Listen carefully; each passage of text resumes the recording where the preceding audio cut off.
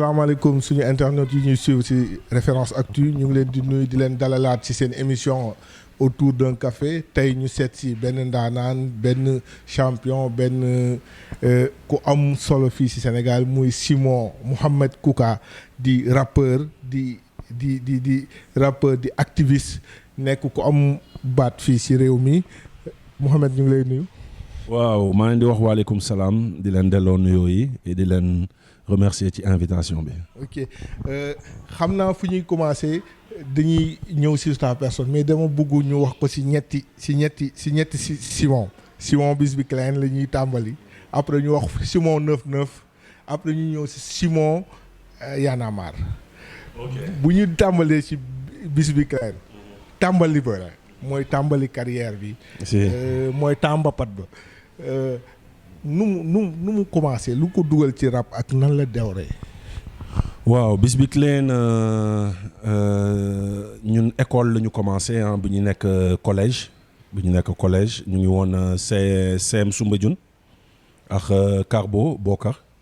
ñun ñoo bokkoon classe donc ma doon ma dëkkoon Gueule Tapée tamit jamono yooyu jóge woon Fann ak toxu Gueule Tapée donc après laa jóge Gueule Tapée toxu Médina rue 33 angle 10 rue 33 angle 10 boobu nag Médina foofu ci sama nekk foofu la ñu créé turu bis bi Klein jamono yooyu bon dañu doon imiter ay Positive Black Soul album yi doon génn daara ji surtout daara ji man je rappais beaucoup les textes de Ndongo daara ji donc Bokar di woy à la Fada Freddy Dégueti à l'époque donc voilà quoi imitation après j'habitais le même immeuble que ñoom Maxi Crazy waa Kocc Barma. Okay. Donc Kocc Barma tamit ñu leen doon déglu ñuy répété ci kaw donc influence yooyu après yenn saa yi ñu doon dem ay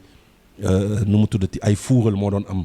que côté Médina bi noonu ci ginnaaw rue 37 bi waa Rapadio ñuulte Rapadio jamono jooju ay Rapadio amoon ay jom bi y avait énormément de yoon wi waaw y avait énormément de groupes donc euphorie boobu noonu. ñu doon suivre di déglu gars yi di am envie def ni ñoom moo ñu ci dugal jamonoy bis bi Klein ay 96 97 donc ci la ñu commencé ñun tamit di bind suñu ay propre texte commencé enregistrer commencé tamit di def tamit fuural yi comme ñëpp di yéeg ci école yi foyer yi ay surtout de la fosse bu ayee ñu dem suñu benn base fa la nekkoon parce que suñu yeneen gars yi ñu bokkoon koñ fa la ñu doon jàngee aussi donc ñu amoon fa tamit benn base bu am doole doon jouer ay Lamine Gueye Blaise Diagne Kennedy xawoon commencé am tour ci école yi donc gars yi duñu doon woo parce que vu que école yi dañu doon invitante ay président Fosco yi donc président Fosco bu ñu seetaan da ngay bëgg ñu ñëw jouer sa école parce que affaire bi daanoon na la neex donc bis bi Klein noonu la ñu démarré ba bi ñuy def suñu premier tube man maa ngi defoon benn son single en solo bu tuddoon maa ngi tudd Ipsanta Op 98 donc 98 affaire bi tas maa ngi rappelé dem si yàlla si Jules Junior moo ko njëkk a lancé sax moo ko njëkk a teg bokk na ci ñu ko njëkk a teg temps Black Label xam nga Jules Junior après ñoom Xuman après ay Pape Gueye Radio Oxygène donc affaire bi di circuler ba région yi sax gars yi di ñu woo waaw ñu doon joxe suñu numéro fixe à l'époque gars yi di ñu woo di ñu invité ñuy dem ci région yi mel ni dañu am album après la ñu ñëw nag gën a dooleel affaire bi en 2001 bi ñu génnee Béyalla reprise u sound waaw reprise u sound Diallo bu Wyclef donc ñu def ko à l'hommage de Béyalla qui avait été aussi assassiné dans des conditions atroces lors de benn rassemblement donc ñu defoon benn sound boobu tamit vu que université xam nga benn petit Sénégal la donc gars yi dañu doon ñëw di ñu indil cassette yi ñu leen di enregistrer sound yi donc da ngay doon toog sax Kolda gars yi di la woo ay Kolda ay fu nekk ci région Sénégal yi mu mel ni on avait un album alors qu'on n'avait pas d'album donc sound boobu nag bokk na ci ñun ñu gën a connaître loo au grand public. Loolu moo leen propulsé je me rappelle période boobu mi ngi ma fekk à Thiès mais tout le monde parlait que de ça que de bis bi Klein quoi. Exactement que donc Béyalla ça avait beaucoup marqué parce que période boobu le Meta Crazy Meta Dia waaw bi nga xam ne la rejoindre groupe bi d'ailleurs bokk na sax moo def sound bi donc Carbo période boobu mu ngi doon dem tamit di liggéey ak papam côté Casamance bi je crois donc il était moins absent donc on a fait le morceau avec Meta donc ñu waa Zahir ak Batin tamit ñëw renforcer ñu vu que ñoo bokkoon Gueule Tapée bi donc mu nekk bis bi Klein affaire bi xawoon am benn genre cartel ak benn doole donc moo ñu un peu connaître loo un peu partout et ça nous a permis de beaucoup tourner. Mais jamono jooju si seen début enregistrement yombul woon de. non yii saa waay yow yaa ngi wax lu doy waar ñu ngi doon enregistré woon nañu Tabala Musique enregistré woon nañu ci Néant à l'époque ak fii nii même rue 22 bi prolongé booy dugg Fass bi amoon na benn studio bu fa amoon damay fàtte tour bi foofu tamit on avait enregistré là-bas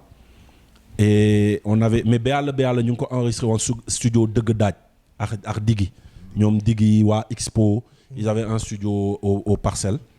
donc ils nous l'avaient enregistré parce que ñoom ñu ngi woon fii 36 Chamber Fan Ok donc foofu la ñu xamante ñoom Diggi Waali donc sound Béyal boobu noonu bon ñu ngi ko enregistré comme ni mu ko waxee ci waa Expo Dëgg Daaj studio Dëgg Daaj ñoom ñu ngi woon 36 Chamber Fan noonu la seen studio tuddoon mais après la ñu tuxu Waali tuxu mooy Triga bu Expo dem Parcelles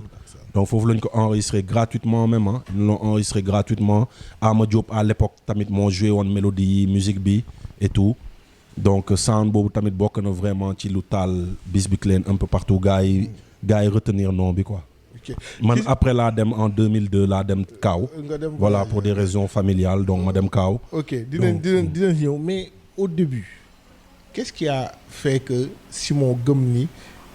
rap bi dama ci war a mën a def carrière. Honnêtement je peux pas te dire benn amour la rek xam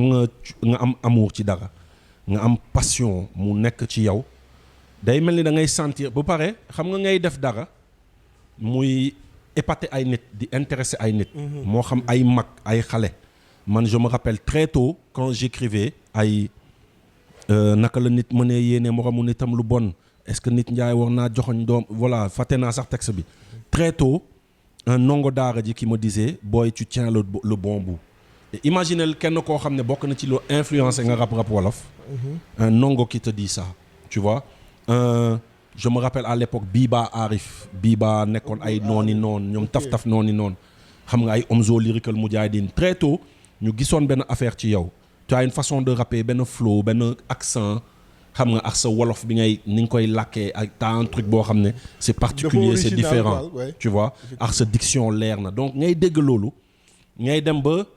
après parce que en 97 98 j'ai fait le concours Oscar des vacances c'était sur tamit les droits de l'homme donc j'avais pris les droits de l'homme ma traduire ko en wolof ma def texte bi en wolof et j'ai gagné le concours et je me rappelle bi ñuy def restitution bi c'était avec le président Abdou Diouf à l'époque mu ngi woon ancien tribunal bi en ville. C'est l'occasion de remercier Aziz Samb sax parce que qui a beaucoup participé si sama carrière période boobu donc ma ñëwee def texte bi sur les droits de l'homme en wolof wax ci nasaraan affaire u esclavage et cetera et que nit dafa war a j'ai même oublié le texte quoi tu vois mais je me rappelle après président Abdou Diouf bi may nuyu dafa ma nuyu téye sama loxo ne ma très belle poésie jour boobu laay njëkk a xool sax président bi bët ak bët et ma gis ne benn bët bi am na benn affaire quoi dafa ragal lu sax c'était benn sens ba bu may ñibbi sama kër maa ngi koy wax sama pap ma ne ko le président il a quelque chose dans l'œil c'est même effrayant quoi bu la xoolee da ngay sëgg tu vois et ma rappelé wu kàddu yooyu xam nga très belle poésie xam nga c'est très fort ce que vous avez fait jeune homme xam nga continuer sur cette lancée affaire yooyu ay Aziz Samb ay grand Alioune Diop moo ma inscrire woon te mu journaliste à la RTS c'est le moo ma inscrire woon ci journaliste culturel exactement moo ma inscrire woon ci concours boobu moom tamit très tôt doon gis ne am nga benn plume boo bindee français wala nga bind wolof am nga benn affaire donc même les textes de Bisbiclane à l'époque maa ko doon bind maa doon joxe yenn direction yi et tout après gars yi kii donc très tôt on avait ça donc loolu boo ko sentiree da ngay sentir am nga dara quoi et da ngay gis ne lii peut-être mu jëm kaw rek mooy tax nit yi duñ ko bëgg mais bés boo amee moyen fësal ko mu jëm kaw di nga voilà mais après bon bu mu amee rupture bi ma dem Kaaw ma continuer nag parce que même foofu dama doon laajte ay cassette gars yi di ma yónnee cassette yu bees yi son yu bees yi ma si remercier ku mel ni Pape Gueye moo ma doon yónnee toutes les nouveautés donc j'étais vraiment à niveau parce que dama doon xam lu doon génn single yi dafa ma doon yónnee yëpp parce que après j'avais benn maa ngi woon Campus Bordeaux maa amoon benn émission ci rajo Campus Bordeaux donc rajo Campus Bordeaux ma fa doon def hip hop Galsen donc nouveauté yooyu tamit ma ko doon teg sénégalais yi tamit di ma woo nan ma mais yow fooy jëlee son yi ñun dañu foogoon affaire bi daara ji PBS kese la temps yooyu ñu doon teg ay waa Gëble xam nga ay Tigirim bi xam nga di teg vrai ay Kals ay ñoom Kals waa Flamji voilà doon teg vraiment nouveauté yi donc j'étais vraiment à jour donc c'est ce qui m'a permis bi ma ñëwaatee en 2006 quand j'ai sorti mon album ma nekk ba tey dans le niveau du top Galsen et loolu c'est vraiment l'occasion je le dis pas assez de remercier quelqu'un comme Pape Gueye bi nga xam ne mu ngi woon Radio Oxygène doon ma yónnee son yi doon ma yónnee CD yi doon ma mettre loo à jour période yooyu et ça m'a vraiment permis aussi de faire benn album boo xam ne c'est pas passé inaperçu ma nekk dans le top 3 du Real One ak imaginel ñu boole le top 3 Degeti Iba Rapadio Simon Bisbik leen temps yooyu ñu ngi def sound borom bi en featuring avec Fafadi donc nga nekk ci top 3 loolu ba sa album génn ñëpp ndey dem si yàlla si DJ Matar dum ko mës a fàtte ne ma Simon tu es trop hip hop tu es trop spirituel album bi bu ñu koy dégg dañuy sentir musique il faut nga oyof il faut mu oyof il faut nga yokk ci ndox il faut xam nga donc je me rappelle à l'époque conseil yooyu après loolu tax ma ñëw def Abadan Bañkat def ay morceaux yu mel en 2007 l'année bi si topp ma def l'album Abadan Bañkat def ay morceaux yu mel ni Mbalax Deena pour affaire bi gën a léger gën a kii et Mbalax Deena boobu nag moo ma ubbil tamit yenn portes yi avant Mbalax Deena y avait Batin Ego Trip avec Gaston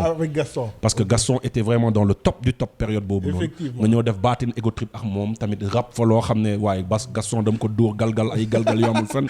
xam nga mais quand même seen son boobu yàgg Gaston les mélomanes dafa nekk it quoi. mais ba tey parce que gars yi man sama génération dañ koy jàpp quoi Batin écoute. mais gis nga décembre bi passé maa ngi woon Lyon ma seeti Gaston. Gaston doon jouer benn soirée ay sénégalais benn association sénégalaise mais bi gars yi xamee ne maa ngi foofu rek gars yi automatiquement dañu daw non ngir yàlla jouer lañ ñu Batin Ego Trip kii mais xam nga problème bi amoon mooy man dama fàtte woon texte yi. ma fàtte texte yi parce que dafa yàgg quoi tu vois et ñu ñëw ñu ne bon Gaston ne grave nañ ko jouer playback rek après ñu miime yenn yu ñu mën a wax ñu wax ko même man am na yu ma fàttee grawul donc mais ñu jouer ko mais ñu gis salle bi ci bëtu gars yi ça leur a delloo vraiment loin quoi et fa ngay xamee tamit doole sound surtout sound boo bindee ak xol parce que sound boobu ñu ngi ko enregistré Bordeaux donc toute une nuit avec Gaston donc ñu ngi ko bindee xol quoi et on a vu après le résultat que ça a donné et jour boobu dama ne quand même Gaston jamono jooju ku mu bokkal featuring dalay faj jour boobu dama ne non Gaston bi waruma ko may dara quoi donc ci laa tamit man j'ai mis toutes les chances de mon côté et voilà yàlla pour dugal ko galgal waaw parce que Gaston quoi qu'on dise tamit bokk na ci ñi nga xam ne au début yenn saa yi bi ma doon bind daf ma doon ne non dindil lii defal nii non riimel nii defal nii et mu nekk koo xam ne tamit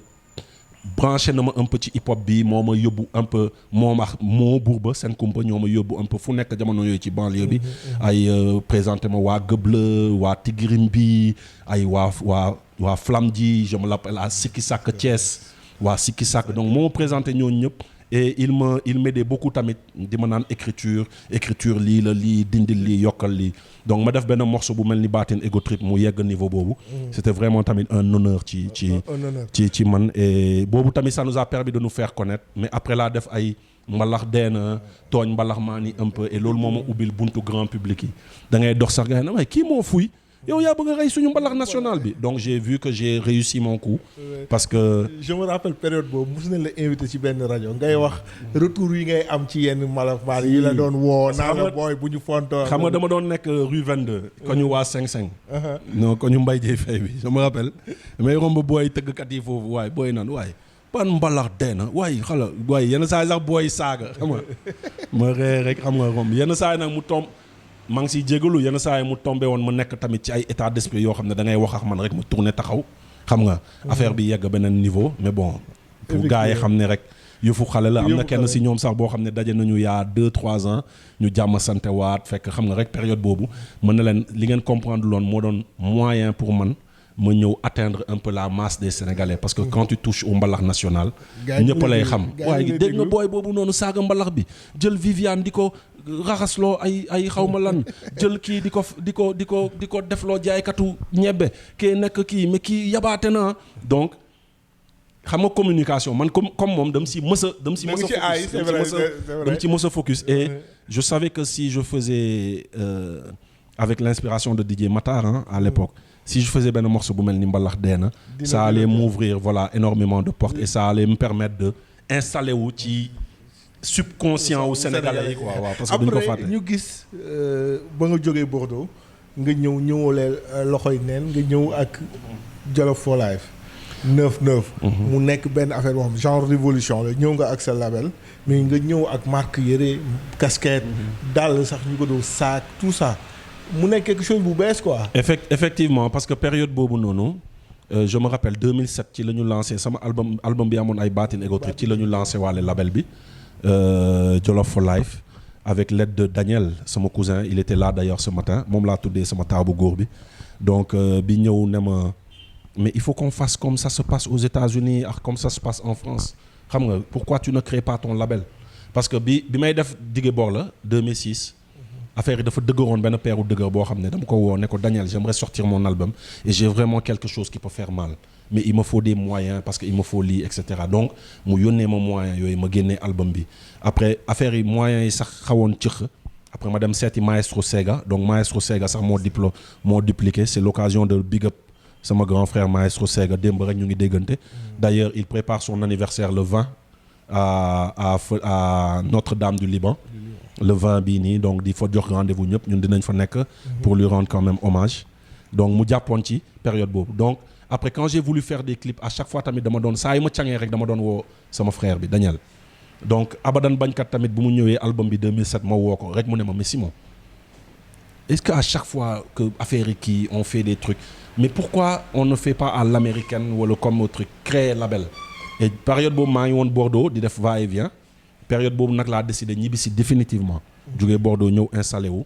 doon job ak tamit Maréchal Bathie Samba Issa Fall parce que à la base Samba Issa Fall moo créé Jolof for Life t-shirt yi nga xam ne ci ginnaaw dañ ci doon bind Jolof for Life ci kanam mu def ci drapeau Sénégal donc man maa ko ne vu que dañu créé woon Bordeaux benn groupe bu tudd 9-9 Record ma ne ko vu que 9-9 Record c'est en majorité composé de Sénégalais et que fii ci Bordeaux tamit y a beaucoup de Sénégalais grâce à l'université au lieu que ñuy jël drapeau bi rek di ko teg noonu c'est pas créatif nañu jël 9-9 voilà chiffre 9-9 def ko et jël drapeau bi dugal ko ci biir donc noonu la ma associé ci marque bi après nag bi may ñëw naturellement ma ne ko booy damay commander ay maximum de t-shirt il faut ji parce que période boobu tamit maa ngi demoon États-Unis ak Abbas donc mu nekkoon période u G-Unit bu muy exploser Gorilla Unit et cetera ma gis gars yi t-shirt yi marque yi France tamit y avait Format People bi explosé woon xam nga ay t-shirt ay pull Mafia Quinfri affaire yooyu donc image yooyu moo nekkoon sama bopp ma ne lii il faut que ma indi ko Sénégal donc loo tax ñu ñëwee ak 9-9 yi affaire yi am doole 9-9 yi nag joueurs yi tamit langaamu ko mbër yi c'est l'occasion de big up Baboy ay Baboy Gris Bordeaux ñoo ko fi njëkk a sol t-shirt 9-9 yi xam nga footballeurs yi xam nga ay ñoom El Hadj Diouf à l'époque Fadiga footballeurs yu mag yi yëpp doon sol t-shirt yi di dem boîte donc t-shirt yi animateurs yi tamit jël ko di ko sol à l'époque ñoom Soulji Walfadjri et tout donc affaire bi amoon ñoom Maxi Crazy clipu daara ji bi ak Maxi Crazy sax Fata moom la soloon mooy bi ñuy def Bayo Side bi donc mu nekkoon vraiment benn marque boo xam ne desoon ci bopp sénégalais booy nag bëgg ko commencer ñëw donc après par la suite tamit la ñu signé Sen Kumpa nga xam ne ñoom yàggoon nañ fi tamit mais amuñu album signé 5e Underground signé Zahir ak Batin signé Tigirimbi signé Jixaar Inde donc commencé nag. nga signé sa génération yoo xam sama génération parce que bay sa weewu tànk parce que ñooñu noonu ñoo doon gisante ci yenn manifestations yi Gueule Tapée Fass Médina bi et tout ça et ils sont là depuis les années 94 amuñu album xam nga ñëw ak studio nga ñëw ak machine duplication CD ñun on pouvait tout faire temps yooyu ñu ngi Sacré-Cœur da ngay enregistrer ci suuf yéeg ci kaw dupliquer dem ci Amara tirer affiche génnee album tu vois donc ñu ne lii balaa ñu koy bénéficier loo ñeneen bàyyi sa weewu tànk donc c'est pour ça on a commencé par Zahir ak Batin bi nekkoon ak ñun bis bik leen ñoom la ñu njëkk a génnee après Zahir ak Batin ñu génnee Sen Kumpa bi nga xam ne ay jamono fa laa dëkkoon bokk lal ak ñoom Gaston ñoom moo di paasante ay yére di awante ay yére di xam nga galerendoo di jugee ay teen bi di dox ba Médina xam nga di jugee ay Guédiawaye di dox ba rond point Liberté 6 non saa waay dañoo na ay dàll yu bët dañ doon dox am na benn jour Caaroy waa gëb la ñu jugee Médina di leen gunge ba Caaroy Azur xoolal dañu rap ba Caaroy Azur yëguñu sax yoon gi xoolal ñu war a dëppaat ñoom it ñu gunge waat ñu ba Colobane ñu rapaat donc xam nga des trucs yoo xam ne ñëw xam nga c'est la passion dugg ci tànganaa yi wala jënd ay cere da ngay jënd kii cere jënd pëndax meew juróom jënd ndox suukar jël ndox def ko ci wiis yëngal gas yi lekk jox moo lekk jox ma lekk jox bux lekk jox salsa lekk jox Habib lekk donc xam nga ñoom Ali ñuy paasante affaire bi foofu noonu quoi donc loo tax nit yi bu ñuy gis tey di gis ne affaire yi tey parce que tey yaa ngi gagné ay marché ak ay grandes multinationales yaa ngi gagné ak ay institutions yaa ngi def ay tournées waaye yaa ngi am ay sponsors yu mag ñu foog ne tey non mbapat yooyu noonu tey moo indi lii tey parce que jamono jooju ku ñu wax ne ay benn peeru dàll ngay yor 2 jeans ñaari t-shirt sama cousin boobu Daniel moo doon jóge vacances saa yu ñëwee indaale ay naaxu yére bàyyi ko fi et c'est ce qui permet de mais donc mu métti quoi gis nga sama soxna bi ma tàkk nii Dieyna dañu doon galérer période boobu ba da doon jël paasu école am du mu ko fàttee mu paasu école am weeru ko xam nga ñu ñëw ba Médina bi rue 41 bi mu sëpp jël paasam sànni ñu ko pour ñu mën a reer tu vois c'est des anecdotes yoo xam ne loo tax quand les gens voient aujourd'hui gis na yaa ngi dawal oto yaa ngi tukki yaa ngi ils croient que ne ñoom tey la ñuy gis quoi tey la ñuy gis et c'est le message qu'on donne à tous ces gens mooy amul mbapat bu ñu mbapatul jouer concert wàcc ñu agressé la toj sa bopp jamate la ay te il faut le dire yéen seen jamono jooju vers 96 97 dem concert hip hop ñu toj sa bopp du woon dara. mais ça waay surtout teen bi ngay tudd noonu sàng ba man li ma xeex sama life ci période boobu noonu musuma ko xeex tu vois peut-être tey tu prends de l'âge tu t'assagis mais li ñu dund jamono jooju lu ñu mbapat jamono jooju amul mbapat bu ñu mbapatul amul c'est-à-dire xam nga ku commencé cassette chromée xam nga man comme ni ma la ko waxee sama premier single maa ngi tudd Ip Santo Op je l'ai fait en 98 mu toj mu rajo yi yëpp di ko aakimoo mu mujj sax ci compelu DJ Lise exactement tu vois donc ñu def sound boobu wër fu nekk waa Thiès Kaolack Saint-Louis Ziguinchor ñëpp di la woo ngay dem di jouer donc imaginez 2019 daaw ma def Crazy Yes 21 ans plus tard tu fais Crazy Yes mu def le même effet. mu def le même effet boo mbapatul munoo am loolu. non boo amul jaar-jaar munoo am loolu. te tey on est en 2020 maa ngi waajal album lii di waaj a génn nii. ça va faire le même effet que ay Béal que ay maa ngi tudd Ip Santo Op que Crazy Yes bu dee et su jéggiwul effet boobu. c'est pour wane ne on est toujours là on a toujours cette passion. ba pare loo tax sax ma indiwaat studio bi sama kër jëlee ko Médina indi ko fii parce que guddi ay 3 heures du matin damay yeewu am ay jàpp dugg ci studio bi def yenn saa yi sax soxna si kaas yooyu yaa ngi déranger voisins mais voisins yi c'est l'occasion tamit de jéggalu leen et de leen remercier seen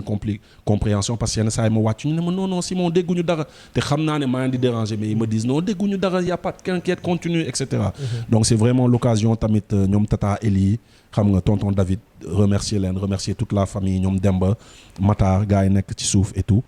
pour leur compréhension par rapport à ça. Ok toujours ci évolution Simon en 2011 je me rappelle en février 2011 fii nii ci corniche bi. non mais avant même février 2011 on a signé beaucoup d'artistes et on a fait énormément de concerts xam nga on faisait une 40aine de concerts par an. signé ay artistes wër fu nekk di leen fay chaque mois tijjil leen ay compte en banque parce que lii day baax ñu expliquer ko parce que nit yi. il faut que ñu won leen ne entrepreneuriat bi ñun dooreewuñu ko tey. xam nga. en fait pour relancer gars yi ñu bëri xamuñ ne. avant ay Y'en a marre avant ay yu bëri di ñëw ni Simon était entrepreneur.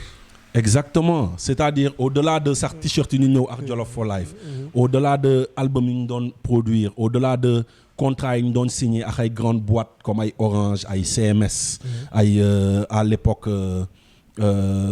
Michoc xam nga mooy ñi di jaay tàngal yi Town donc on a fait travailler beaucoup de gens dans le hip-hop breaker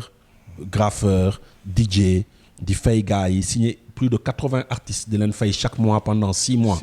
tu vois donc mais parallèlement tamit di nekk ci ay business xam nga moo xam ay ci mbay mi moo xam ci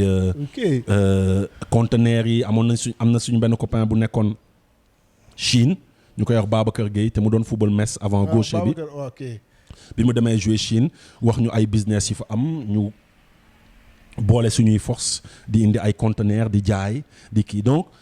les gens ne savent pas cet aspect. Ça a toujours été. Donc, loolu tax tey quand on entend certains dire oui gars yi mais ñu bëri xam nañ ne esprit business boobu yàgg na nekk ak ñun esprit business boobu loolu la ñu yàgg a wax ci hip hop bi loolu la ñu yàgg a fësal ci hip hop bi moom la ñu yàgg a wone mais tey ñu xamul ñooy ñëw bëgg a commencer wax di dire du n'importe quoi mais on a tout et ba tey la waalo gën a aay on est toujours et loolu tax sax ñu gëj ñu gis parce que il fallait voilà parce que il fallait ñu sécuriser xale yaa ngi màgg seen école yi léegi day gën a cher xam nga boo nekkee école privée xam nga loyer bi c'est l'occasion sax de remercier borom kër gi parce que yenn saa yi nga toog ay mois yenn saa yi doo régulier par rapport à loyer bi mais da lay comprendre xam ne marché amagul seede yàlla et que bu marché amee ngay régulier donc c'est l'occasion vraiment tamit de remercier borom kër gi par rapport à ça et toute sa famille et voilà mais on est toujours dans cet entrepreneuriat là on est toujours dans cette dynamique de wane aux jeunes que ne tu peux partir de rien et arriver et même si man je reconnais quand même que ku mel ni Daniel Ndiaye il m'a énormément contribué à cette réussite tey bu ñu am il a énormément contribué à entrepreneuriat bi à business yu ñu jot a lancé à chaque fois bu amee problème day ñëw taxaw jàpp ci xam nga à chaque fois bu amee xam nga tolof mu ñëw taxaw génnee ci morningam relancer waat ñu ba ci nouveau concept bi nii ñuy lancer savoir-faire local et cetera parce que il nous a toujours vu bëtu entrepreneuriat bi te da lay ne à chaque fois booy continuel bés day jigi rek boum et ça va venir donc c'est pour ça lu ñu dégg ci business rek da ngay dégg ne sax marché pneu am na nga dem investir ci pneu da ngay dégg ne marché nen am na nga dem investir ci nen da ngay dégg ne waaye Kafountine gaa yaa ngi foofu di déverser jën yi oui il faut que ñu koy indi fii marché au poisson nga lëkkaloo ci ak kenn fexe ba di jël jën yi di ko indi donc jàpp ci lu ne parce que xamoo lan mooy marché si moo daal make money lay def non make money parce que xam nga duñu ko jàngal école xam nga école lim ñuy jàngal mooy parqueriser xam nga parqueriser ñëw restituer parqueriser mais xam nga boo tàmmee voyager di gis lu xew États-Unis di gis lu xew Europe un peu partout tu as tendance à dire c'est ce qui nous manque donc il faut entreprendre loo tax man ci lu ma dégg business rek su ma amee confiance bëri na nag yu ma duut bëri na yu bëri yoo xam ne tu perds ton argent mais ça te donne toujours de l'expérience et à chaque fois yàlla da lay sutural ci dina am benn wala ñaar buy marché au détriment de 3 yu échec wala 2 yu échec dina donc noonu ngay jóg daanu ba bés bi ngay tombé ci bu baax bi et c'est ce message aussi qu'on voulait lancer à la jeunesse donc avant Y'en a marre c'était histoire de wane ne on était vraiment aussi dans cet entrepreneuriat là ci élan boobu nga nekk ci jékki-jékki en 2011 février ngeen lancé Y'en a marre mu nekk beneen affaire mu nekk beneen engagement boo xamante ne du comme pour un entrepreneur pour quelqu'un boo xam ne day make money da ciy perte xaalisam. non da lay yàqal ci plan yu bëri mais tu gagnes aussi sur d'autres plans sur le plan international tu gagnes en notoriété tu gagnes en link tu gagnes en pas mal de choses mais Y'en a marre continuité la par rapport ak tamit suñuy texte hip hop c'est que loolu lay fàtte xam nga quand j'ai sorti Dige Bor la def naa ci benn sound bu engagé buy dal nguur gi par rapport à la situation du pays xam nga quand j'ai sorti aussi Abadan Bañkat def naa benn sound si laay njëkk a wax da ngeen di bàyyi doom ji jël nguur gi et boobu c'était en 2007 xam nga et 2011 mu am sa fameux ticket présidentiel donc yenn saa yi Sister Kia sax maa ngi koy big up daf ma koy fàttali lu bëri donc sound Abdoulaye rakk yi waxatuñu dara ci coono yeewu fajar setal jëmm jubal daara xam nga li waral loolu mooy say politique xaw ma donc xam nga di expliquer donc xam nga ngay yàgg def ay sound ba yàlla parce que c'était une injustice que l'étudiant avait vécu nga jóge ci loolu amoon benn morceau tamit à l'époque bi ñu defoon en 98 mais siwuloon bu bëre bu tuddoon politicien bien avant la compile politicien di génn on avait fait benn morceau maa ngi fàttaliku sax maa ngi ko joué benn concert u Sen Kumpa bi Mr Kane produire en Médina ñu wàcc mu daw dab ñu nañu politicien j'aime bien c'est un sound ñu waxtaan échange etc après quelque temps après il y a eu la compile politicien bu génn donc moo amoon benn sound politicien qu'on avait fait à l'époque pour nguuru Diouf voilà donc ñu ñëwaat après def ay Abdoulaye xam nga par rapport à situation dëkk bi par rapport ak coono yi gars yi di métti def ay sound yu mel ni tugal a ngi nii pour wax jeunes yi nga xam ne dañu bëgg a gaaw dem te bu ñuy def tugal a ngi nii c'était en 2006 quoi tu vois et ñu ngi ko bind ay 2004 2005 pour wan exactement li ngeen foog ne tugal noonu la mel tugal melul nii donc teel a di artu jeunes yi par rapport à et je me dis rap bi alerte yooyu noonu yëpp mu doon def bu ko gars yi teeloon jël en considération et en compte. Y'en a marre du am. non seulement Y'en a marre du am mais lu ñuy dund nii jamono ji 2020 ak mbënd bi sax du am tu vois et malgré loolu gars yi dégluwuñu kii donc ñu continuer donc dans cette même continuité de morceaux engagés de morceaux yi nga xam ne dañ ko doon def contre le régime et le système parce que c'était pas contre des personnes mais c'était contre des systèmes qui s'appelait tantôt Diouf qui s'est appelé Wade et aujourd'hui qui continue à s'appeler Sall et demain qui va s'appeler à beneen tour et on sera toujours là pour dénoncer lu ñuy dénoncer donc ci continuité boobu quand Y'en a marre est venu Kilifeu m'a appelé ne la booy ñu ngi nii di def benn réunion dafa am lu ñu bëgg a teg ça serait bien nga ñëw xam nga ñoo ngi fan ñoo ngi Parcelles donc noonu laa takkee sama daal la dem donc déglu gars yi di wax wéy dafa am lu ñu bëgg a créer mu ngi tudd Y'en a marre xam nga présenté ma Fadel Barro Aliou Sané ñoom Sofia xamante woon nañu déjà Kilifeu Thiat ak le petit frère de Fadel maa ngi fàtte turam mooy bref ak benn étudiant tamit bu fa nekkoon tu vois donc Maam Laay Maam Alaaji waaw mooy petit frère Fadel nekkoon université tamit ak Seck qui est un petit-fils de Baye Niass qui était là-bas aussi donc ñu expliquer ñu ne lii la ñu bëgg a def Y'en a marre du parti politique du truc mais c'est citoyen parce que courant baa ngi coupé on entend les imams parler on entend même les dames parler à l'époque professeur kii Anta Mbow defe naa kii Mbow te mu nekk léegi kii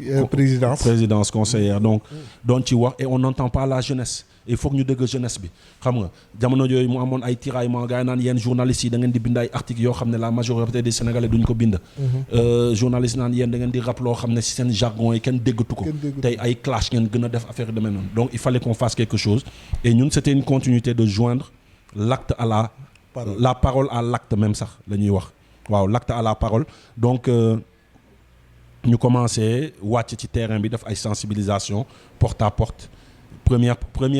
conférence de presse déjà bu ñu def di ko lancer place du souvenir police ñëw tas ko xam nga ñu defee ko ci mbedd ci trottoir bi noonu gars yi di ñu buux mais on a continué de terminer après la ñu def les 1000 plaintes dem Rufisque di distribuer ay plaintes gars yi ñëw fekk ñu foofu c'était devant moi ba leen police di ñëw foofu police ñëw jël ñu foofu dugal ñu ci ñuuf bi et cetera donc mu nekk suñu première arrestation tant que Y'en a marre ñu génn continuer sensibilisation yi vu que ay artistes la ñu woon reconnu ñu nekk ci rajo yi di ci wax nekk ci télé yi di ci wax journalistes yi tamit di ci bind seen link site yi et cetera après la ñu def nag le 16 janvier le 21 janvier mooy premier rassemblement bi ñu def au niveau de la place de l'Obélisque maa ngi rappelé à l'époque même Sidi Lamine Niass mu ngi doon def c'était le 19 mars le 19 mars pardon le 19 mars le 18 mars la ñu lancé Y'en a marre le 18 janvier la ñu lancé Y'en a marre le 19 mars donc ñu def ko place de truc ñu ngoon si ñu nekk fii fekk opposition bi bennoo ñu ngi woon ay ñaari tali et cetera et yàlla def suñu manifestation ëppoon nit jour boobu la ñu def suñu premier acte citoyen NTS ñu ne tey fépp fu waay nekk li nekk ci suuf mbuus wala kayit for ko donc bi ñuy ñëw place bi ñuy dem place bi sax dañ ko bàyyi mu gën a set ni ñu ko fekkee donc maa ngi rappelé wu na mu attiré woon attention journalistes étrangers yi ak yenn journalistes yi fii donc gars yi ne booy ils ont fait un acte fort au-delà de critiquer mais ils appellent à une citoyenneté tamit à une démarche participative donc mouvement bi commencé et après c'est devenu ce que c'est devenu. Y'en a marre xeex na ba Abdoulaye Wade jóge fii Macky Sall ñëw na fi mais visiblement y a rien qui a changé de. waaw visiblement y a un même système parce que xam nga quand Macky Sall vient et prend des mêmes gens qui étaient là dans un même système mi nga xam ne c'est ce système que tous les Sénégalais ont décrié ba ñefe ba changement am nga ñëw jëlaat ñooñu reconduire leen c'est comme si faale woo voilà mbëbëtu gars yi et c'est pour ça on s'étonne pas que on voit les mêmes choses et nous on l'a dit très tôt parce que premier anniversaire Y'en a marre le 18 mars 2012 le 18 janvier 2012 la ñu def Gor ca wax ja xam nga gars yi dañu clash sax dafa teel non bàyyi leen waa ji gën a liggéey parce que wéy gars yi dañu vider kees yi xaalis amul nana nii ñu leen ne gars yi luy raam ni ci ñàkk ba la jëm foire au problème xam nga ci ñàkk ba la jëm après ñu def foire au problème et tout mais très tôt man je me rappelle je faisais partie sax des plus gars non nañ leen may tuuti mais ñoom Thiat Fadel ils ont toujours été ne lii c'est des mauvais signaux et effectivement ils ont eu raison très tôt et on a vu que c'est le même système qui est perpétué c'est les mêmes problèmes qui reviennent ñu lay dig ay jeunesse yi 500 000 emplois la jeunesse ne le voit pas. léegi 1 million là. prend les pirogues di dem seen yoon ñii di dee ci géej gi ñii di dee ci désert yi xam nga ñuy def di waxeet à n'en finir xam nga di def dans la transhumance à n'en finir jaayoon ñu la patrie ou le parti xam nga mujj ci la patrie avant le parti. la patrie avant le parti donc xam nga rek tey c'est vraiment une da ngay am déception bu mag. Effectivement. Ça se dit, déception bu mag ça se quoi. dit si ce visage. Et c'est dommage parce que c'est quelqu'un qui pouvait réussir énormément de choses. Xam nga il n'est jamais trop tard mais Sénégalais ils sont. Les signaux ne sont pas ouverts là. Ils sont pas, c'est pas bon. Ok. C'est pas bon. Mais Y'en a marre. Au-delà de la contestation, Y'en a marre. Il est dans quoi? Tu as dit on a fait foire aux problèmes. Ouais. On a essayé d'identifier les problèmes des Sénégalais dans les 14 régions et tout. Et à la suite de ça, nous lancé un projet qui s'appelle Dokhar Sogor, où on a fait pas mal de grandes villes au Sénégal, Demba ay Kédougou, parler de l'histoire du problème de l'or Fofou, parler du problème des exploitations, des sociétés qui font rien dans les écoles, dans les trucs. Donc nous on a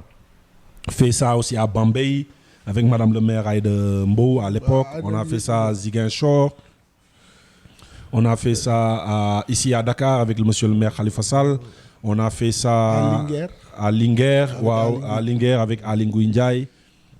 On a fait ça dans pas mal de grands trucs. Et loolu yëpp c'était dans la démarche participative pour ne du ñu nekk ci kaas bi kese. Bu ñu paree même Dokhar sa gox on a fait suñu gox jël ay association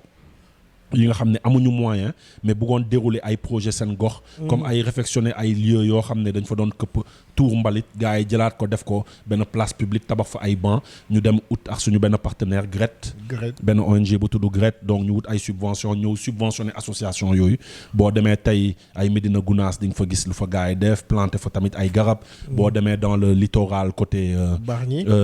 Non côté kii. Guédiawaye bi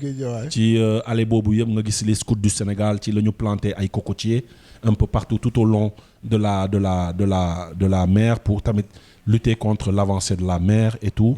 Donc mu amoon ay projets yu mag ñoom Ardo au niveau de Ñetti Mbaar de jël benn lieu boo xam ne ay xaj ñoo fa doon nekk ay tuurukaayu mbalit la réfectionné ko ba tey ngay gis ay bërëb yu nice yu bien mu am sax imaginez on était même combattu à l'époque par le maire qui était là-bas qui était de l'APR mais bi ñu réaliser projet bi ba mu gis affaire bi nekk benn espace public mu am ay banc am lumière am tout bi ñuy def ñoom seen campagne maire bi foofu la lancer campagne am donc tu vois ironie pour wane ne on a toujours été aussi dans ce genre de projet pour ñaax nit yi on a fait tamit dans le projet des bourses pour ceux qui n'ont pas la possibilité de poursuivre leurs études mais qui ont un bon niveau, leur trouver des bourses. C'est l'occasion de remercier ISM, Monsieur Diaw, Amadou Diaw de l'ISM, de remercier Monsieur Girassi de IAM, qui nous ont donné pas mal de bourses. Ba ci ay Ziguinchor, ISM Ziguinchor, ba ci ay Kaolack, un peu partout on a eu pas mal de bourses ba booy mën a yeggali seen ay études am ñoo xam ne tey sax dem nañu France pour yeggali seen ay études donc. pour wane ne nekkuñu ci kaas bi kese mais loolu yëpp gars yi duñ ko xam gars yi lu ñuy xam mooy. mais est-ce arrêté nañu que yéen aussi doo leen ko fësal ah. fësal nañ parce que le même procédé ngay def. da ngay yónnee communiqué de presse. booy kaas booy marche c'est le même procédé. mais marche yi ak arrestation yi ci marche yi ak sensation bi moo gën a intéressé Sénégalais yi. et c'est ce qui fait que la presse s'intéresse plus à ça. mais li ñuy def ci wàllum reboisement ci wàllum parce que y avait benn grand reboisement je me rappelle période Dokhar sa gox bi am Tamba. reboisement gëjoon na am sax période boobu l'esprit Y'en a marre de Tamba moo ko def ñu woo presse bi gars yi ñëwuñu sax farataluñu sax. bi ñuy def affaire yi ak scout yi tamit gars yi farataluñu ñëwuñu quelques-uns ñoo ko bind. même bu ñuy dem ay Bambey ak madame le maire Aïda Mbow à un moment obligé de dépêcher ay journalistes fay leen per diem bu ñu mën a ñëw assister à loolu tu vois donc quand tu es dans le sensationnel doo gis journalistes yi mais marche suñu gox suñu marche kii aar li ñu bokk am na arrêté nañu Thiat arrêté nañu Simon journaliste yëpp daw. liif nañu Kilifeu liif nañu Fadel Barro journaliste yëpp daw arrêté nañu Aliou Sané ñëpp daw Malal est en prison ñëpp daw wala kenn si ñoom def na toj ñëpp daw. mais lu baax lu ñuy def ci joxe bourse lu baax lu ñuy def ci joxe ay subventions ay associations yu ndaw yu amul possibilité jot ci yenn canevas projet yi yu baax lu ñuy def ci ay reboisement xam nga yu baax lu mais énormément de projets ont été déroulés par le mouvement mais les gens ne voient que le sensationnel arrêté nañu marché nañu casse nañu wala génne nañu benn sound clash le président wala clash nañu nguur gi wala clash nañu système bi loolu mooy attirer la presse malheureusement et c'est dommage. C'est dommage. ñu ñëw ci beneen point mooy Simon environnement hip hop parce que hip hop évolué na am na yeneen acteurs yu ñëw ñoom ñoo yor le buzz fu mu toll nii nan nga gisee environnement bi actuellement. bon comme ni nga ko waxee y a une nouvelle génération qui est là buy def yoonam am na ñoo xam ne ñu ngi def vraiment lu nice lu high ñu ngi koy teg ci yoon comme am na yoo xam ne c'est du n'importe quoi il faut le dire aussi mais ça marche y a de bonnes choses tey. Les cachets yokk na y a de nouvelles prestations y a de nouveaux acteurs y a booy ñu ngi koy jël level bi di ko yóbbu feneen beneen niveau donc y a de l'engouement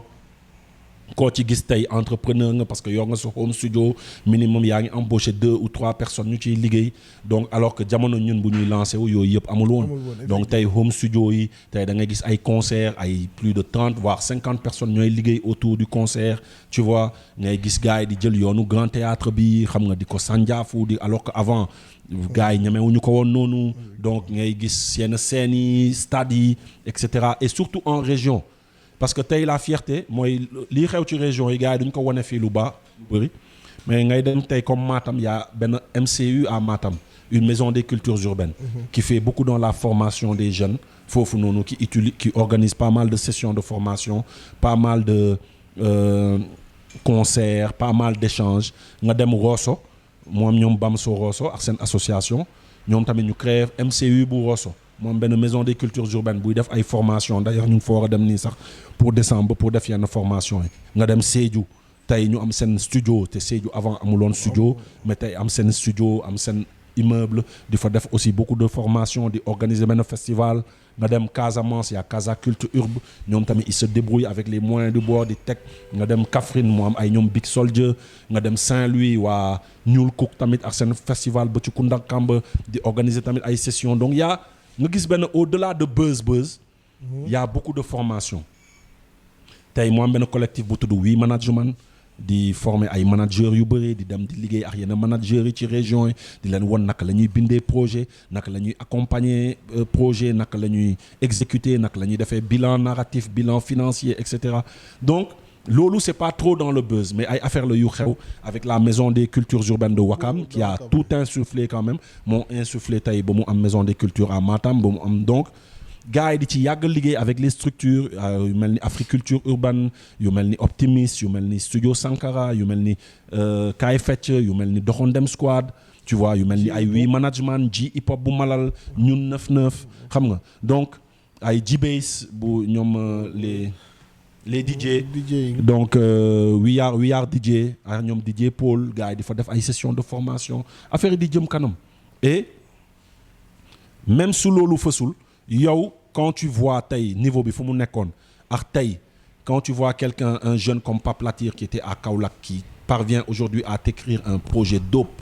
qui a participé tey à énormément de projets yoo xam ne ils ont été subventionnés cette année moo ko bind moo ko xam nga et cetera Maman Faye kazalika Émile bu Fuken Cook kazalika donc tu te dis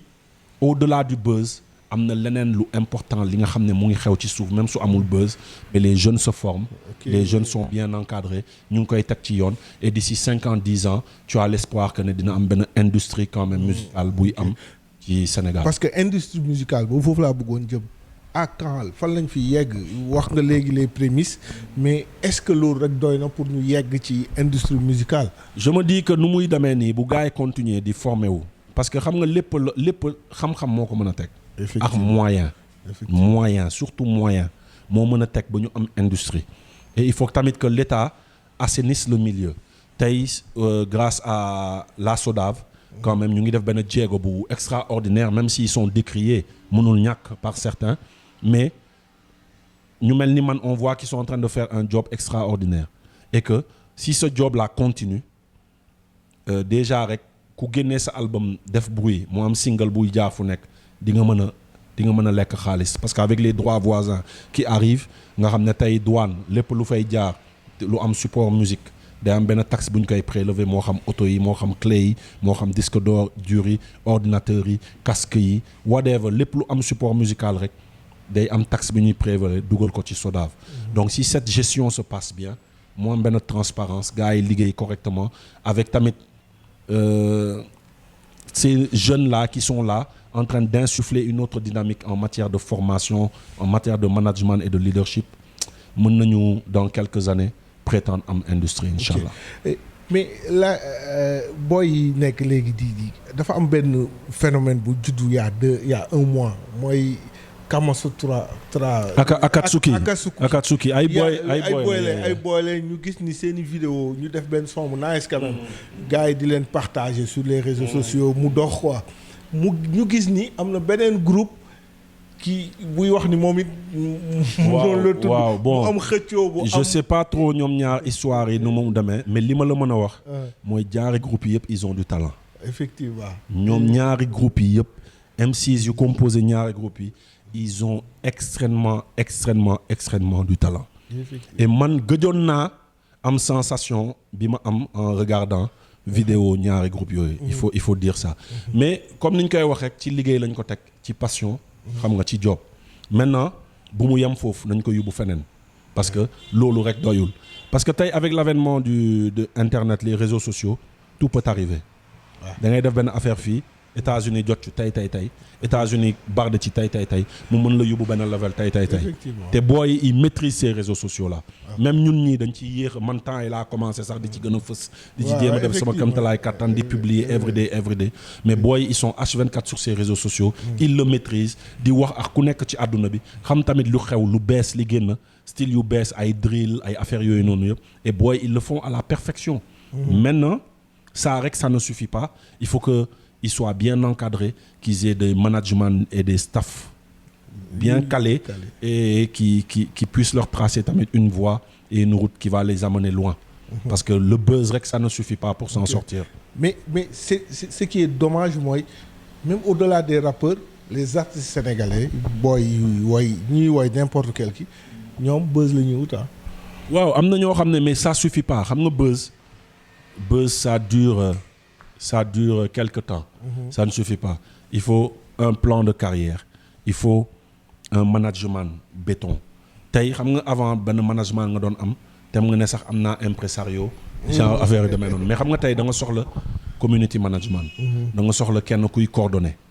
management ensemble da nga soxla kenn koo xam ne mooy am facilité démarche yi avec les sites c'est limite un chargé de com mais voilà mais avec les sites avec les télés avec les radios avec les trucs etc donc loolu yëpp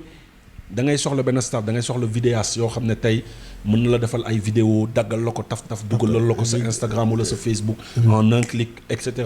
donc tout ça c'est une équipe que les gens ont besoin boo ko amul tu le fais toi mais beaucoup d'artistes le font eux-mêmes tu vois et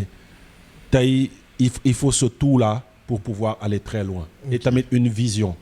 pas yem ci ay sound yuy def buzz mais def ay sound yoo xam ne tey di nga mën a toog ci plateau yi mener ay campagne dans les régions mener ay campagne de sensibilisation xam nga attirer yenn institutions yi attirer yenn organismes yi ñu financer la nga mën a def ay tournées nga mën a dem wax ci et cetera donc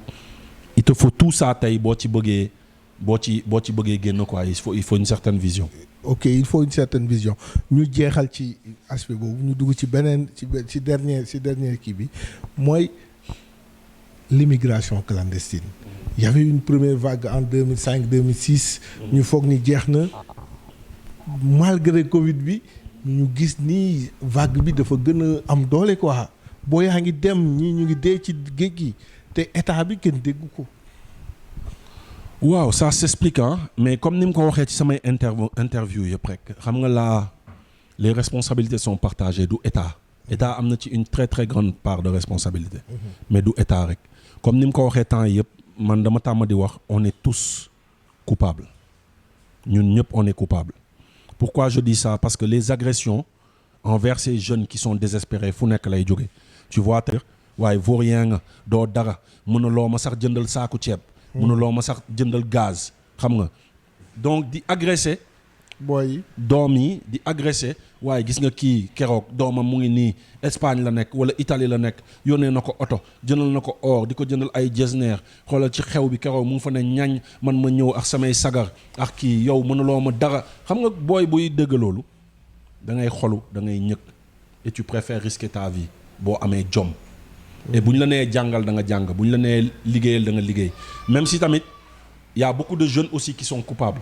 parce que waxtu jànguñu waxtu ut métier utuñu métier et ñoom ñooy toog naan la dëkk bi dafa métti et tey koo si laaj lan mooy sa qualification amoo qualification tu vois ngay toog tamit di seetaan ci télé yi ay série télé yoo xam ne dañ lay won ay kaawmaan bi ki jóge kaaw mooy ñëw takk xale bi gën a mool ci clip bi ñu baal ma ci terme mool bi mooy ñëw yore xaalis yore oto di kii di yor benn business su jaay oto yor benn business su xam nga et cetera moom moo jugee kaaw moom mooy kii mais duñ la wan mu kenn koo xam ne fii la nekkee baykat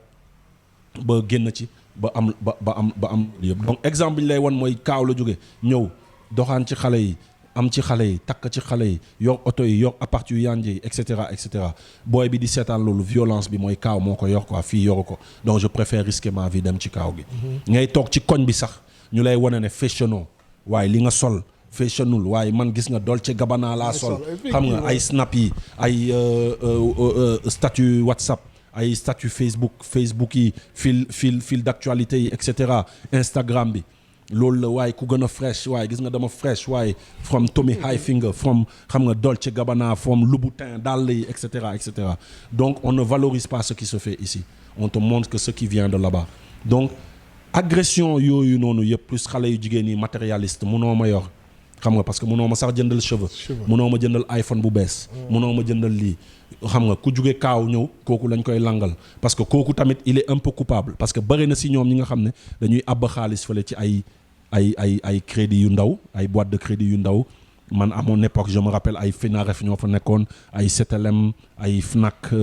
crédit affaire yooyu noonu nga ñëw taf ñu jox la benn 10 000 wala 20 000 euros nga ñëw pasaree ko fii jaay jomb ñaaw xale yi topp la parce que wéy yaa leen di yóbbu boîte vacances yaay dawal oto yaay loué ci kii donc cette violence là tamit booy toog fii di xool loolu di xolu ça leur donne envie de prendre gaal gi de dem seen yoon. ça leur donne envie de dire man dund bu may dund fii dund bu dee gën la je préfère aller mourir en mer su ma rëccee et il y a aussi ceux qui entretiennent ce business parce que tey booy bu nekk 400 000 entre 400 000 et 700 000 ngay fay donc gaal yi day am yenn saa yi ba 200 230 220 personnes tu vois imagine 200 personnes fois 400 000 ça te fait 80 millions donc kii di laal 80 millions yooyu am na benn business boo xam ne amoo envie mu jeex parce que 80 millions yooyu gaal bi ça lui revient à 5 millions 4 millions 4 millions 500 5 millions gaal bi 10 dawalkat lay am pour le trajet 10 yi ku nekk 1 million la lay fay 5 toggakat mooy am 5 yi ku nekk 500 000 la leen di fay te ci 15 yooyu noonu ku ci nekk tamit am nga droit indi benn nit xam nga coaché ko jël 400 000 wala 700 000 yokk ko ci lu ñu lay fay tu vois ce que je veux dire maintenant boo calculer gaal bi 5 millions nga calculer 10 yiy dawal ku nekk 1 million ça te fait 15 millions nga calculer 5 yi togg 500 000 500 000 2 millions 500 000 2 millions 500 ça te fait 17 millions 500 17 millions 500 yooyu togg bi ak tout ça leur coûte moins de 2 millions 500 donc ci 80 millions yi 20 millions ngay dépenser donc yow chaque mois t'as 60 millions business boobu di nga kii et on me dit vérifié wu ma ko xaw ma ndax dëgg la on me dit yenn saa yi sax da ngay graisser am ko ñi nga xam ne waaw pour ñu utal la yoon xam nga et cetera donc xam nga tout ça là m'amène à dire on est tous coupables ñun ñëpp on est coupables les parents la société matérialiste les filles avec leur matérialisme xam nga les séries télé les clips vidéo ñun artistes yi di wanewu puukare waaye gis nga yor naa te yoroo xeer xam nga donc tout ça y a une violence envers ces jeunes là qui font que dañuy ne waaye man gain du ma nit ñi laa bëgg a mel te pour que loolu am kaaw rek parce que kaaw la ñuy gis nit dem solu yëre photo wu wala gis benn oto bu rafet taxaw photo wu wane ne tu as la belle vie alors que foofu mën nga jënd yëre tey sol ko 3 jours ñëw delloo ko jëlaat beneen tu vois donc tous ces systèmes là boo dundul foofu doo xam tu vois et je me dis qu'on est tous coupables et looloo tax ba ci l'État qui vend tey suñu ay kii de licence de pêche aux Chinois à l'Union européenne géej gi dootul amati jën ku doon mool bi doon am 15000 par jour tey ay 2000 3000 par jour ngay am xam nga ñëw war a suturlu affaire yi dëgër mais nga ne xaaral ma jël yoonu géej gi tu vois et puis que ça soit l'État que ça soit certains parents que ça soit certaines personnes dans la société que ça soit donc tout ça là ça fait que am na benn agression benn violence ce qui ne cautionne pas jël gaal parce que bakkan dara gënu ko fort yàlla ci lu mu gën a fonk bakkan la tu vois du téere alxuraan sax du kii nit la gën a fonk donc yow nga nar a jël loolu di ko dem tay la ci benn géej goo xam ne amul bànqaas ci yoo xam ne tey am na benn partie bu ñuy wax jéggi siraat mooy après les îles Praia yi ak petite îlot yi am côté yooyu noonu foofu ngay gis foofu la gars yi tuddee jéggi siraat foofu mooy am ay vagues yu mel ni ay étages tu vois yenn saa yi da ngay ñëw gars yi dañuy dawal ba foofu xaar ba affaire bi wàññeeku ñu mën a jàll mais ñenn ñi dañuy jéem a forcer jàll donc ci la gaal gi di diig ci la donc y a tout ça sans parler des GPS yi nga xam ne am na ñoo xam ne maîtriser nañu xam nañ ne il faut nga am puce Sénégal il faut nga am puce Mauritanie il faut nga am puce Maroc pour mën a après am sax puce Europe pour mën a dugg et cetera donc am na ñoo xam ne xamuñu ci loolu ay mool lañu mën nañu dawal gaal rek gars yi jël la yóbbu la donc boo jëmee ak sa puce Sénégal ba kii GPS bi affaire bi réer dootoo amati GPS donc nga réer ci ndox bi donc y a tous ces facteurs là yoo xam ne je crois que business bi on doit le casser xam nga jeunes yi tamit wax ak ñoom parce que malgré lii nii yëpp ma expliqué li gën a grave mooy avec les nouvelles conventions signées avec l'Union européenne avec les Espagnols da ngay yegg c'est plus comme avant Croix-Rouge jël la yenn saa yi formé la yenn saa yi sax utal la ay formation après ngay job ngay taxale ci champs yi di witt ay kii affaire yooyu gagné as tuut loolu amatul léegi da ngay yegg ñu ne la curtib de loolu la seen chef de la diplomatie espagnole mi ngi fi depuis samedi et ñi jot a dem ñooñu dañuy ñibbisi. mais loolu laa lay expliquer donc tey nga fay sa 400000 wala sa 700000. mais da nga koy perte. mais nga nar a sax ñàkk sa life. mais nga yàlla suturaal la ba nga jàll mais boo fa yeggee dañ lay delloo. quelle est la solution pour contrer. mais leur dire que dañ lay delloo. li ngay def nii ça sert à rien. c'est une infime minorité qui passe ci filet yi pour rëcc. tu vois. dañ lay delloo tu perds ton argent tu risques de perdre la vie xam nga et après ñu delloowaat la à la case de départ. alors que tey ci 400000 yooyu noonu wala 700000 yooyu mën nga investir ci mbay mi. parce que ce que tamit l'État nous dit pas boo demee tey ci ministère yu mel ni ay agriculture nañu wax ne mais suuf si gars yi amuñu droit louer ko collectivités locales yi dañ la ko war a mettre à disposition nga bay. kaani bi c'est de l'argent soble bi c'est de l'argent le bisaab c'est de l'argent kanja c'est de l'argent leneen dakkase bi du niveau de la Casamance c'est de l'argent mais xoolal indiens yi la ñuy bàyyi ñu ñëw installé di jël ay jakarta di ko jox booy di jël dakkase bi yëpp yóbbu ko transformé ko ñëwaat fii di ñu ko jaay donc xam nga tey état bëgguma di wax trop ci état mais ils ont aussi une énorme part de responsabilité c'est de mettre des industries yi nga xam ne tey dans différentes villes dans différentes régions pour booy di fa des di suturlu di am kii ñu leen di fay ay salaires yu décent xam nga et que tamit ñuy wane ay exemples ce que j'ai envie de leur dire à chaque fois maa ngi koy wax tu prends le président le directeur de 6.9 boutique boobu 15000 la commencé doon jaay ay fëgg jaay tey am na boutique Nord Foire macha allah yàlla buñ ko catu sax parce que maa ngi jégalu président saa yu ma toogee ci plateau yi wax sa tur yàlla bul sa famille ne dama lay catu mais il faut que ñuy joxe ay exemples yu mel ni yow pour wane ne c'est possible ay exemples yu mel ni Mildia 17500 la commencé di jënd ay dàll Colobane di jaay keroog fièrement laa ko gis mu jëndal papam billet Makka xam nga yóbbu ko Makka et cetera donc pour wane ne des exemples sont là c'est possible. Babacar Ngom. ay Babacar Ngom Sedima ay Youssou Ndour Cheikh Amar Serigne Mboup surtout. donc xam nga ces gens là aussi pas pour catu leen quoi mais il faut que ñu génn ñu wax seen jaar-jaar et que booy tamit di doylu et di bañ a jël sa life di ko calquer ci life kii parce que kii am na oto foog ma am oto.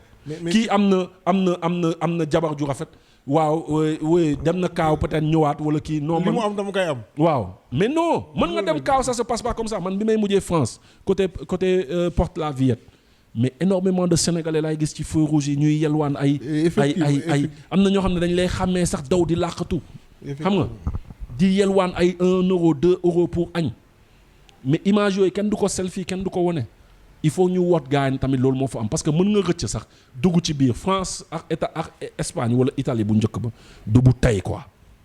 du ay da ngay dem job ci champs yi rek commencer jël xaalis yónnee et non tey gars yi dañu dir sur affaire bi boo amulee këyit. parce que ñoom sax amuñu liggéey. ñoom amuñu liggéey mais xoolal les gilets rouges ñuy wàcc. ñoom avec le corona tey da leen gën a plombé. donc les lois sont encore plus sévères du avant gars yi nu ñu doon tekkee gars yi nu ñu doon amee gars yi nu ñu doon yónnee noonu la demee. donc y a que ça qu'on peut dire aux jeunes. et tamit di wax nañu doylu. te tey beneen exemple bu ñu mën a joxe mais xoolal pël Fuuta yi ñi di jóge Guinée table la ñuy teg di jaay banaana. jékki-jékki ñu dem boutique. man j'ai un exemple patent à Alseni Gueule Tapée ñëpp xam nañ ko Alseni table lay commencer jaay table yu ndaw après louer boutique def boutique am après affaire bi nekk benn ngandim alimentation mooy après alimenter toutes les boutiques yu am presque Gueule Tapée ak marché bi et cetera mais ñooñu exemple lañ. mais tey sénégalais boo ko wax mais xam nga imaginer raxas oto da ngay gis booy Fuuta yi nii ñu ñëw di raxas oto mais oto bi ñu raxas 500 francs am na yoo xam ne 1000 francs mais taf ils te font 10 000 la journée. 10 000 la journée effectivement mais 10 000 la journée sur le mois c'est dans les 300 000 400 000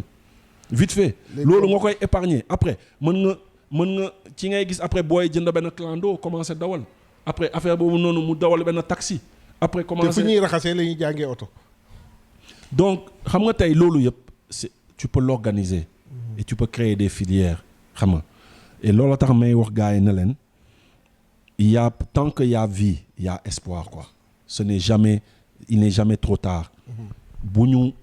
wekk suñuy live ci lu ñuy gis ci suñu alentour wala ci lu ñuy gis ci télé yi wala ci lu ñuy gis ci site yi tamit nañu dimbali parce que tamit dañuy jël ay gars yoo xam ne amuñu benn modèle nekk ci télé yi nekk ci plateau yi nekk ci site yi di wax du n'importe quoi di naan man génn naa ci man lii te génnuñu ci. et tey yow nga xam ne da ngay journalier di gagner 2000 par jour. foofu gis nga les gars là qui réussissent boo ñëwee tu les tends le micro duñu nangu wax. comme tu dis tout à l'heure dañuy jàpp ne bu ñu waxee dañ leen di catu ça aussi mi ngi ci il faut que gars yi di wax nos exemples wax parce que am na fii. en tout cas c'est très difficile ñun wax rek la ñu mën a. parce que on vit pas xam nga li yenn booy di dund c'est très difficile. ba munoo tamit taxaw di leen naan da nga leen di incriminer à 100%. tu comprends li ñuy dund. peut-être tu ne cautionnes pas ñuy tayle seen bakkan parce que bakkan dara gënu ko fort. et dire nii waa tant qu'il y a vie y a espoir c'est simple pour kenn koo xam ne mu ngi gis yaayam mu ngi tëdd mënul ko fayal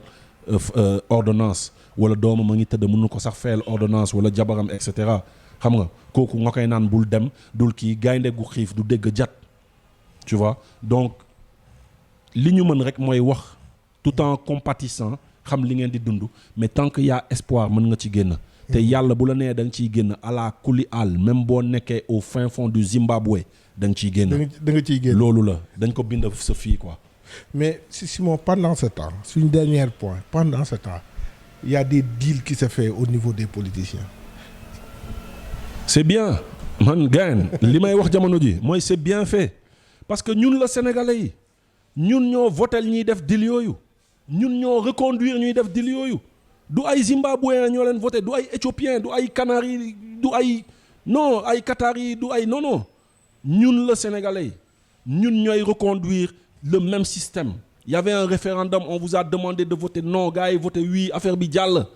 ñu ñëwaat législative affaire bi jàll. xam nga ñiy sàcc ay yenn législatives yi yenn municipalités yi affaire bi jàll. ñu ñëwaat encore defaat ay parrainage gars yi di xeex fii ñu leen tëj ci kaso ñuy naan ñii dañu bëri fitna wala ñii dañu lii wala ñii peut-être dañu soxla xaalis moo tax ñuy génnaat di wax ñu ne leen bu leen votel def ay sound ay defal lu la neex yaa tey def ay jógu fii bu kër gi def ay campagne de sensibilisation ci pour demander nañu changer parce que depuis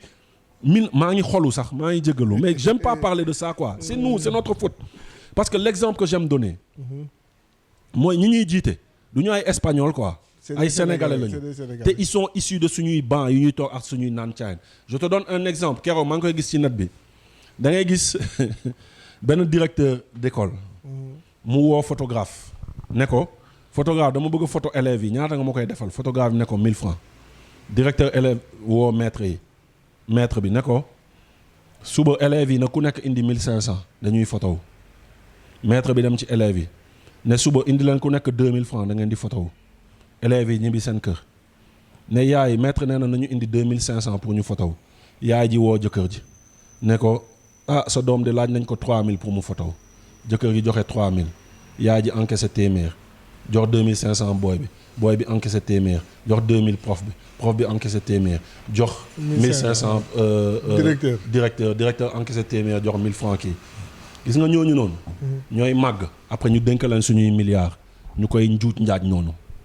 la faute c'est nous malheureusement mais ce n'est pas eux. Simon fu ñuy daanale dafa am benn image bu génn ci réseaux sociaux yi le week-end là muy les jeunes là qui ont assailli kiiwu Marodi bi pour casting Marodi des jeunes là des milliers de jeunes des centaines pour ñëw fii nii Blaise Senghor assaillir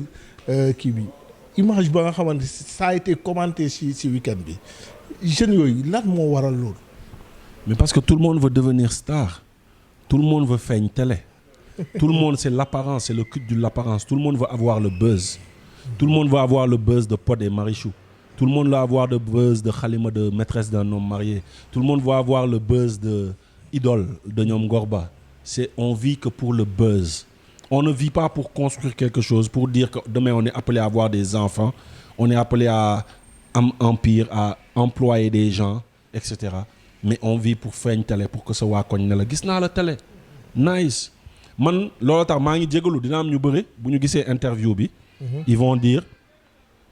mais lu tax Simon bañal ñu interview nangul ko ak parce que peut-être bii nii ça a été calé depuis longtemps mais dama décidé ne j'arrête tout ce qui est ay image ba ma job sama album ba pare doog a kii quoi mais tu vois les gens n'ont que pour le buzz am na ñoo xam ne imagine dañ lay woo sax ay artistes ne la wéy xam nga nu ñuy def il faut ñu génn man ak yow ñu dem jëli benn pot ñu photo ñu comme ça ñu simuler ne mel ni man ak yow dañuy génn comme ça buzz bi daw ci net bi et cetera. ma ne la pour lan. Effectivement. Les gens le Sénégal tey buzz mooy lépp gis naa la télé gis naa la ci site bi yaa ngi toj sa Facebook sa lii am na ñoo xam ne jaral na leen lu ne fen ne jox nañ leen ay 30 millions 40 millions de warugar. wane pooj wane xott wane ñu baal ma ci terme yi mais parce que c'est ça qu'on nous montre dans la télé à longueur de journée et qu'on montre que c'est des modèles de réussite et koo ci gis li yàlla xam rek doy na day suturlu rek mais mu ngi bëgg a dee effectivement tu vois et mooy li may wax l'apparence le culte de l'apparence c'est pour ça ma ne on est tous coupables billahi de cette condition là et tant qu'on ne déconstruise pas loolu affaire bi du dem quoi. Simon le dernier mot. di leen remercier ci dalal bi di remercier Mame Goor sama grand waaw beaucoup de respect pour lui waaw malgré tout ce qu'on dit gis naa yenn gars yi di ma attaquer parce que wax naa loolu mais je le réitère beaucoup de respect pour lui parce que gis naa fu mu jóge xam nga nekkoon Bamba ji Fall yor taabal tey dem ba yor sa site dem tey ba yor sa entreprise dem tey bay liggéeyloo ay sénégalais. Donc respect pour ça di ko big up bu baax di jéggalu su fekkee ne am na nu ñu waxee parce que bon yenn saa yi je parle d'une certaine manière xam nga rek mooy deretu Casamance bi quoi da ngay wax mel ni da ngay xolu wala da ngay kii alors que non waa Casamance ku leen xam-xam ne voilà loolu la maa ngi jéggalu su fekkee ne wax naa wax bu ëpp di waxaat encore ndaw ñi ne leen da ngeen di risquer jël géej non seulement vous risquez votre vie vous perdez votre argent ndax boo leen yeggee foofu tey avec loi yi am avec le Maroc la Mauritanie et maintenant le Sénégal parce que le ministre espagnol des affaires étrangères est là pour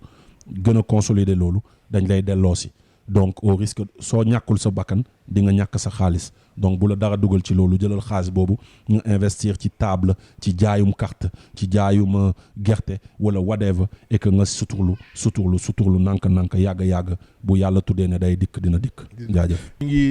kontaan ci ñëw fekk si la fii sa kër nga dalal ñu waxtaan ci lu am solo ci li nga xamante ne dina am njeexital ci jeunesse bi dina am njeexital ci sénégalais yi ñuy déglu di leen dig daje yéen suñu mbokku internet yi seen beneen émission autour d'un café